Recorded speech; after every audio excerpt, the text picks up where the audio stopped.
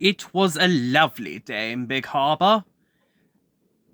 As the clock tower, named Chimey, sounded off and rung his bell, waking up everyone in Big Harbour, and everyone woke up to...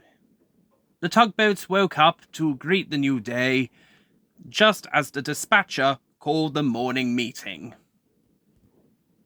Indeed, the steel company were going to relocate their base of operation to the other end of Big Harbour. And so, because this was such a big job, the dispatcher decided it was best to get in a few more tugboats from another harbour. Theodore was absolutely horrified when he found out who was coming. Oliver the Vast.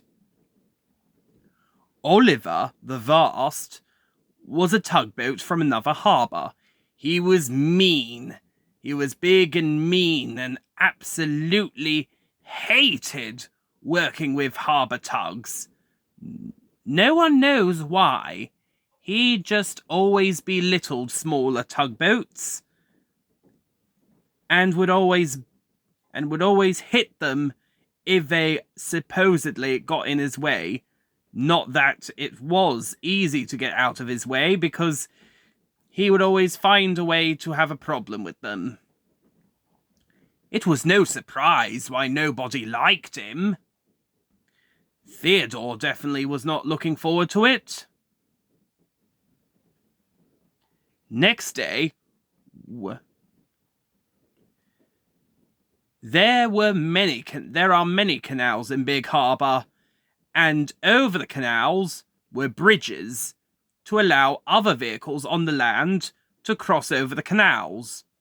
The lowest bridge in the harbour held the railway.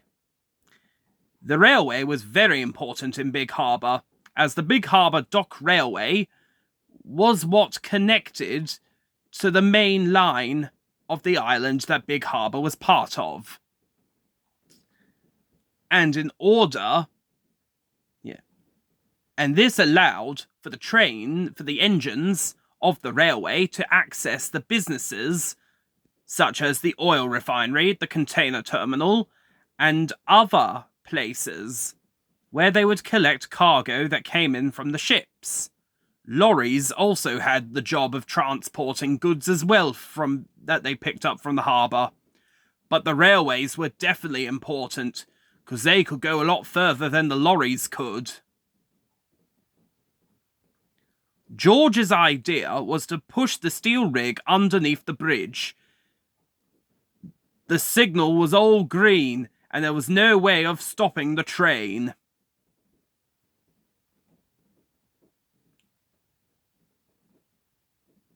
Next day, work started on the bridge. There was no serious damage to the goods engine or its wagons, as they were easily recovered from the canal. But the steel company, however, were not so happy about Oliver and his friends and what they did to the damage they did to their steel rig. So, they were definitely not wanting Oliver back again.